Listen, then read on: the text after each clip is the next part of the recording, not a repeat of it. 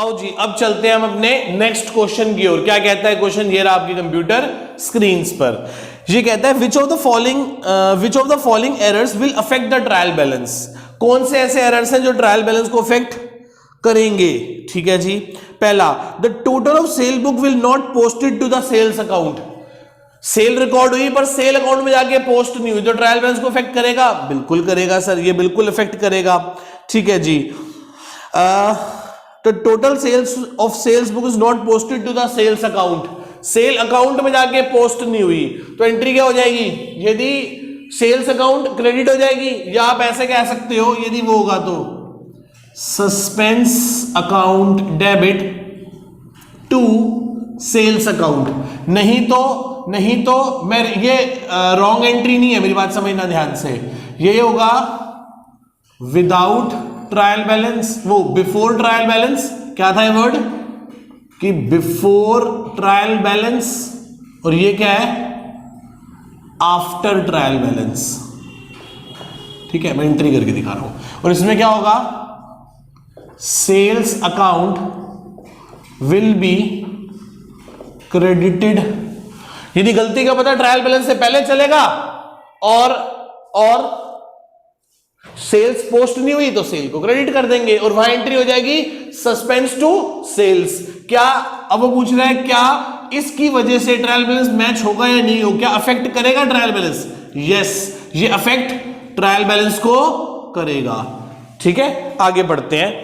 1000 paid for the installation charge of the new machinery has been debited to the repair account.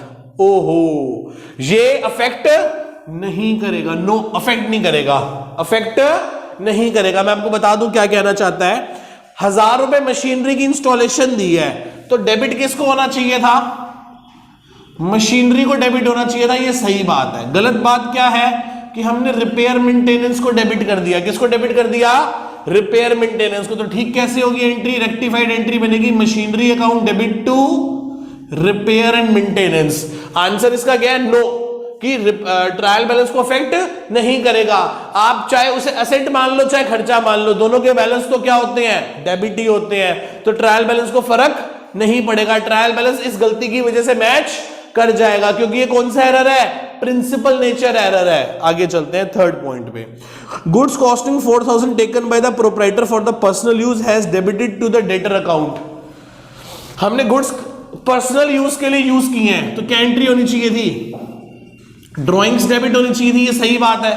और गलती से हमने किसको debit कर दिया, गलती से हमने डेटर को डेबिट कर दिया। किसको डेबिट कर दिया, डेटर को डेबिट कर दिया। तो क्या इसकी वजह से ट्रायल बैलेंस अफेक्ट होगा, तो आंसर है नो, इसकी वजह से ट्रायल बैलेंस अफेक्टेड नहीं होगा, क्योंकि डेबिट तो हो गया ना। तो इसकी रेक्टिफाइड एंट्री क्या बनेगी, इसकी रेक्टिफाइड एंट्री बनेगी drawings account debit to debtors account.